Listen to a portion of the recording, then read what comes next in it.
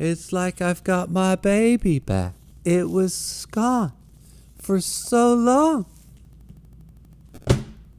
And now it's back.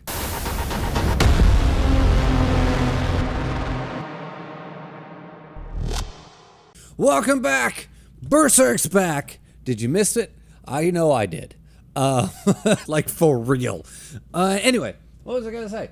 Welcome back, everybody. Thank you for being here. Thank you for coming back. If you haven't been here before, I don't know why you're picking up here, but you're more than welcome to stay. Don't go anywhere, especially if you've watched Berserk. You know all about it anyway. Watch this one, then go start the rest of the series from there. You know what I'm saying. But real quick, before we get into this one, I gotta tell this story, because this is the most bonkers batshit thing that's ever happened to me. Maybe not, but pretty close. I'm old school. I like to get in my car. I like to drive to the store. I like to walk into a brick and mortar store, pick something up off a shelf and take it home. I don't like this like, oh, pre-order it and have it mailed to you. I don't like that. I don't like this Amazon culture where you buy everything online. So I wait patiently for this thing to come out. It does, and I go rush into the store. I get to the Barnes & Noble. It's like 25 minutes from my house drive, by the way. An hour and a half after they open. Then I'm walking up to the front door, and there's these people walking behind me. And I open up the door, and being the gentleman that I am, I hold the door for them. You please be my guest. Go on in. And then I walk in, and I'm basically like following these people through aisles, and I'm like, boy, this is strange. As they walk into the manga aisle, take the very last copy of Berserk and walk away. I'm like, are you kidding? And so I'm like, well, it was just the last one on the shelf. And I go find me an employee, and they go run into the back, and they check out back, and they look at the computer. They go, well, it looks like we have a couple left, but they're not on the shelf and they're not in the back, so they must be just walking around the store somewhere. I'm like, yeah, I saw the person who took it. I held the fucking door for him. So anyway, the moral of the story is, next time you want to go and do something nice for somebody and open the door for them, don't do it. They'll just take your shit. I'm of course kidding. Always be kind and always hold the door for people. But if that wasn't some shit, I thought, oh, you gotta be kidding me. So anyway, hold on, the story's not over yet. I'm here. I'm at the store now. I drove a half an hour to get there. So I very grumpily grab a different manga, like something I've never read before. It's not even really on my TBR. But I grab it and I run out the door. I get home, and the first thing I do when I get home is I get online and I order this stupid book because I couldn't get it in the store like I wanted to. And I go and I read this other one that I just bought. I'm in the middle of Dorohedoro and Berserk. I really don't need to be reading other mangas right now. But it was also kind of fabulous, so I don't regret my decision at all. Anyway, then I'm literally in the middle of writing notes for this other video that I just got done reading that manga. So I'm like a page and a half into writing notes for it when the knock on the door comes and Berserk's here. So I guess I got to stop doing notes on that video now, and we got to do some Berserk, which is fine. And this video is going to come out a little bit late because damn those people that I held the door for. But next week, there's going to be a whole new manga that's not Dorohedoro, and it's not Berserk. Don't worry, I'm not done with Dorohedoro. But in case you're curious as to what next week's video will be, because it's a little bit out of left field and I wasn't prepared for it, but it's Monster. And spoiler alert, that's a good manga. But that one should come out pretty much on time, like a Friday, Saturday release, as per my usual upload schedule. Anyway, now, I thought I bent the cover. I was going to lose my mind. Now, to the Berserk. But real quick, before I get into the video, I do want to thank my patrons. Thank you, everybody who supports me and this channel. I really do appreciate it. Thank you so much. On to the Berserk. And I'm not even going to lie, I actually kind of forgot just how awesome Berserk actually is. Like, I got really into Blam and I got really into Doro Hedoro, and I've taken a couple months off of this. And it wasn't until I did that top 10 manga volumes video a week or two ago when I was like flipping back through all these deluxe editions that I've gotten. I was like, oh yeah, this is kind of awesome, isn't it?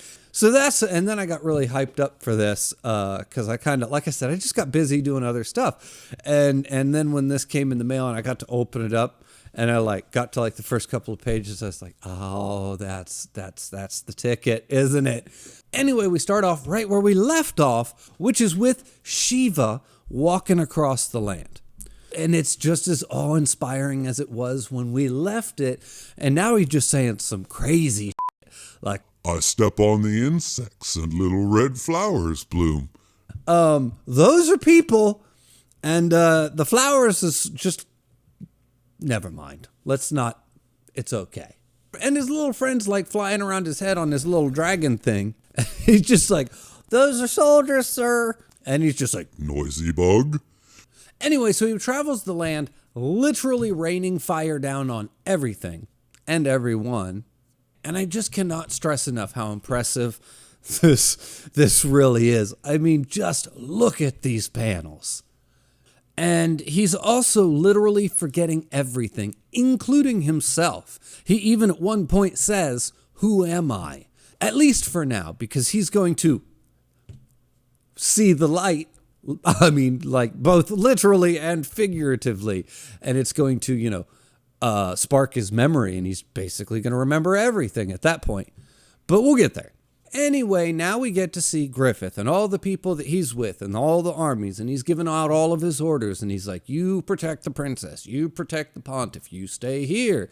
And then he calls for the war demons to come forward, and he gives them the command, demonic release. And at this point, all of the demons just transform from their human form into their demon form. And I'm just like, you all saw that, right? Like all you people in the armies and the normal everyday people, you saw that, right? They did that right in front of you, right? Like, we all saw that, I'm sure.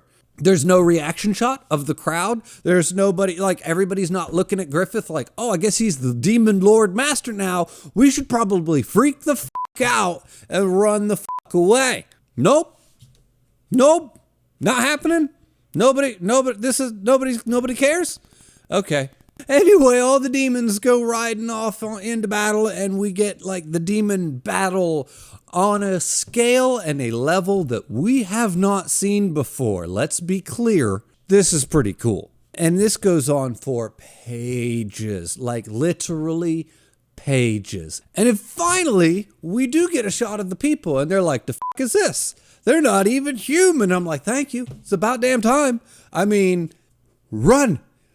Go. Run away. Get out of here. And at the same time, I'm like, thank God they're not completely stupid. I mean, they're not just going to be like, oh, I guess this is okay. This seems like a good plan. Let's just follow the demons into battle. But then Sonya jumps up and calls them all idiots and gives some crazy speech about who's fighting up there. Humans? Demons? Does it matter? And I'm like, oh, I got this one. Yeah, Sonya, it fucking matters. It matters a lot. Like, super matters. Like, what are we doing here? Anyway, but not to be deterred by logic and reasoning, she continues. Humans? Demons? No, it's the band of the hawk. And I'm like, well, in that case, I'll be in the band of I don't know. Give me another band, please. But anyway, then she's going to charge headfirst into battle, and she's going to be immediately picked up by a demon with some seriously unfortunate character design. I mean, because I don't know, call me crazy, but if I was going to transform into a demon, I really wouldn't want to be a torso growing out of the ass of a dog with horns. That's just me. That's just me. And apparently her ridiculous speech worked, because now everybody's on board and they're all just like, woo, let's go fight with the demons. We're all on board. This is great. And I'm like, on one hand, I feel like that's not enough. They should not have been convinced. Nothing in that speech was convincing. That was ridiculous. And a group of people should not just fall in line like that. On the other hand, they didn't hear her speaking out loud. They heard her speaking inside of their heads. So if, I'm hypothesizing here, but if for some reason she was actually almost having a hypnotic effect on them because she was inside of their heads, and kind of manipulated them in some way, shape, or form, like that's an ability of hers that she has to be convincing by getting inside of your mind, then okay, all right, I'm on board with that, because that would make sense. But if for some reason I'm supposed to believe that those little 2 sentences that she said were somehow so convincing that we're just gonna be on board, like, yeah, we're the demon army now, that's no. I say no to that. Anyway, so in my headcanon, she just like hypnotized the whole crowd, because that's the only way this works.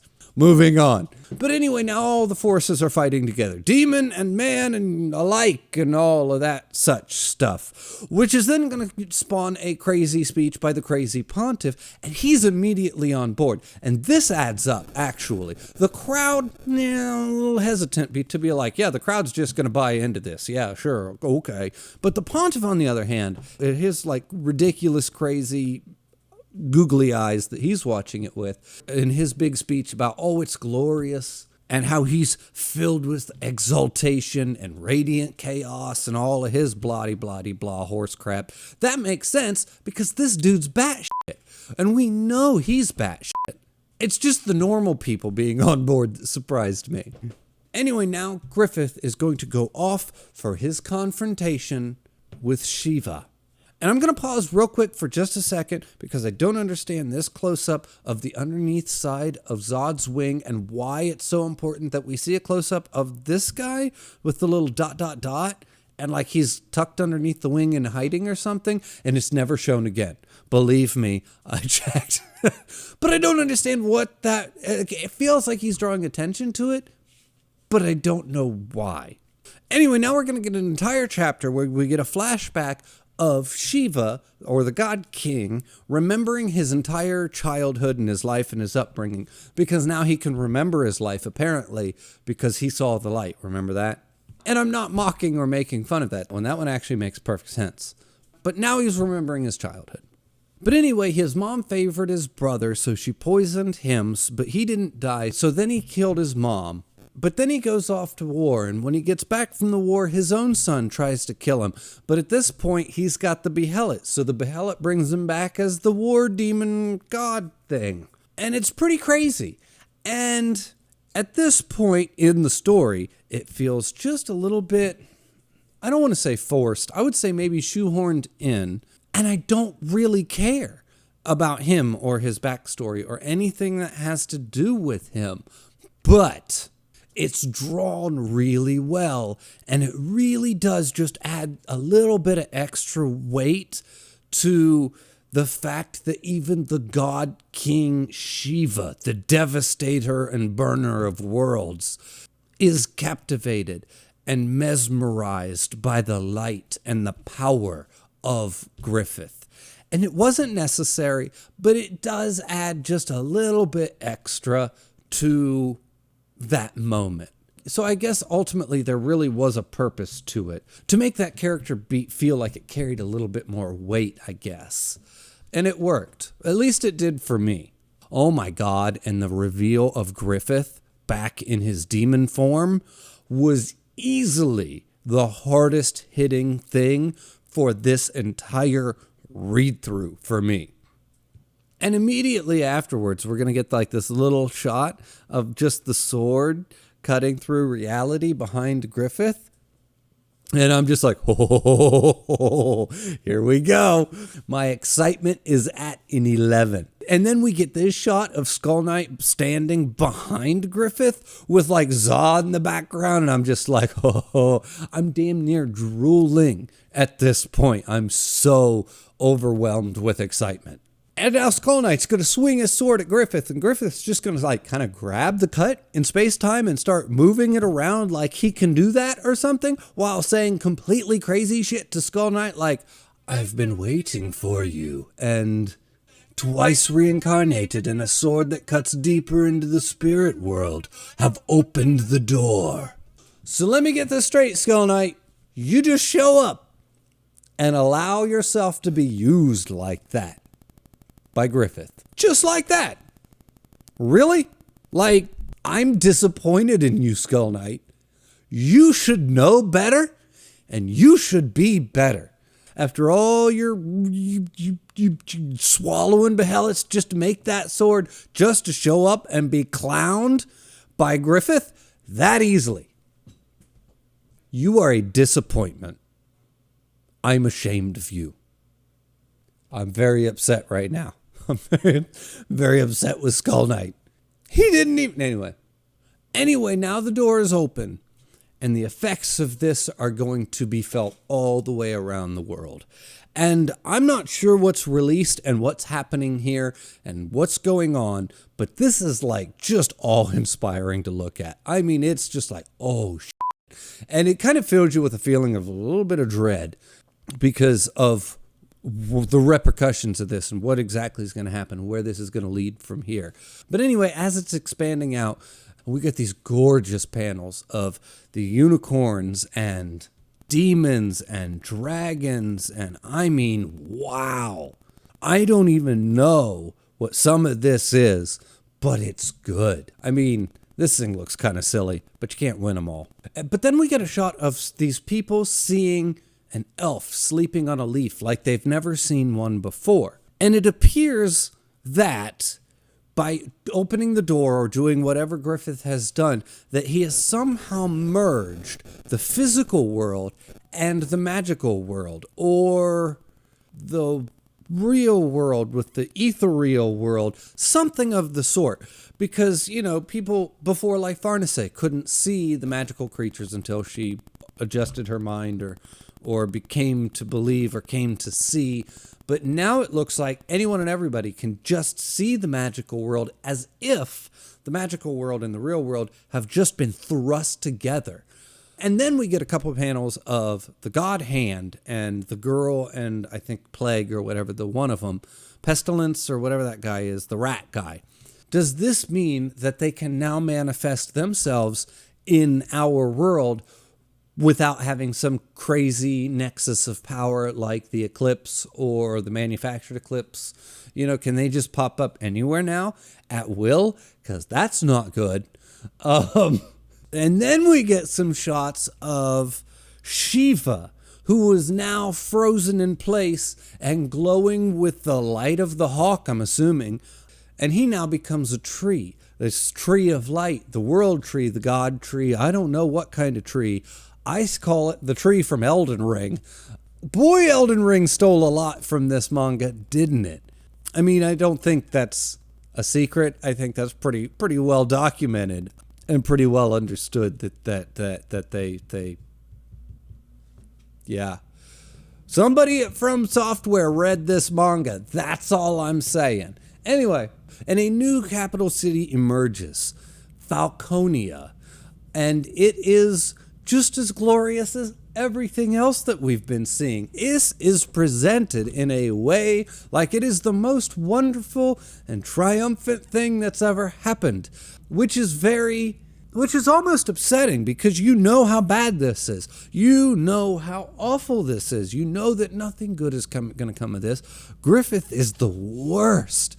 And this is all, even the way that it's drawn and presented to you it's presented as though it's glorious, which just somehow makes it that much more upsetting just to look at as you're watching it.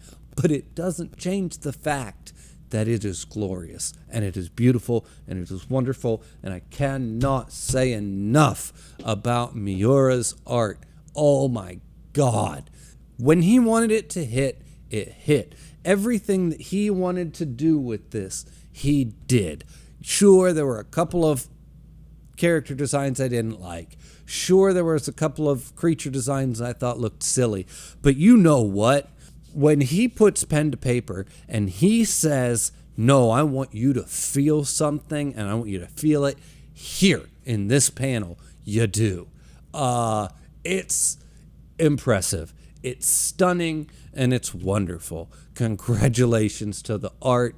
Oh my God. I know I've said it before, but it's so good. And it's really, really, really apparent in some of these last things that happen. Just some of the sweeping vistas and creatures, and oh my God. And of course, Griffith's going to ride in on Zod, and it's going to look completely glorious, like he is the savior of all mankind or something, and we all know better. Those idiots in the crowd don't know better, but we do, damn it. And that's pretty much it. I mean, all hail Falconia. That's the end of the arc. And as I was right, in the last one, not like it was some grand epiphany. I mean, pretty much anybody could have figured out. But when I said it looks like the grand finale is going to take place somewhere else while Guts and them are just floating on a boat, and that's exactly what happened. Good for Miura. This was one hell of a banger of an ending. I don't know how I felt about the whole Millennium of the Falcon Empire arc overall. I feel like the arc itself was probably the most inconsistent arc that I've read so far, but that doesn't change the fact that this was a banger of an ending. I really thought the ending was pretty good, pretty powerful, drawn well. The crowd's stupid, but it was drawn well. Anyway, I'm going to go ahead and I'm going to give this little chunk a 9. I think it was very good. I was very happy. I was very impressed. Maybe it's just because I was away from it for so long and I missed it. Anyway, don't forget that there is a link for my Discord in the description below. The link for my Patreon is in the description below. Thank you for watching, and I'll see you next time.